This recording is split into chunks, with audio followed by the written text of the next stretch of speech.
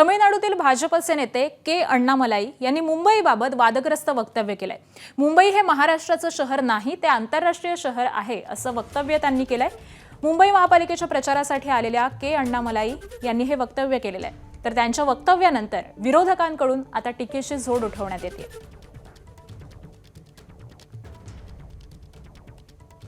Modi ji at the center, Devendra Fadnavis at the state, and the BJP mayor and BMC. Because Bombay is not a Maharashtra city; it is an international city, and this city has got a budget of 75,000 crore, not a small money. Chennai's budget is 8,000 crore. Bangalore is 19,000 crore. You need good people sitting in the administration to manage the finance. दरम्यान अण्णामलाईवर मुख्यमंत्र्यांनी गुन्हा दाखल करून अटक केली पाहिजे अशी संतप्त अशी प्रतिक्रिया खासदार संजय राऊतांनी दिली आहे।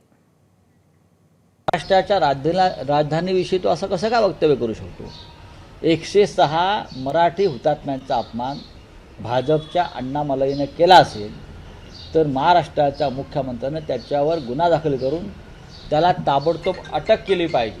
तुमचा स्टार प्रचारक मुंबईत येऊन तुमच्या थोबाडीत मारून गेला अण्णामलाई, बरं का?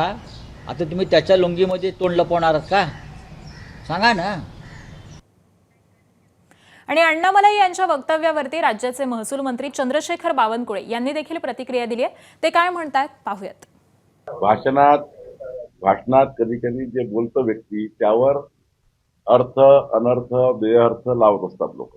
त्यांचा बोलण्याचा रोग काय होता, त्यांचं बोलण्याचं म्हणणं काय होतं, जेव्हा एकदा बघावं लागेल मग त्यावर टिप्पणी करावी लागेल।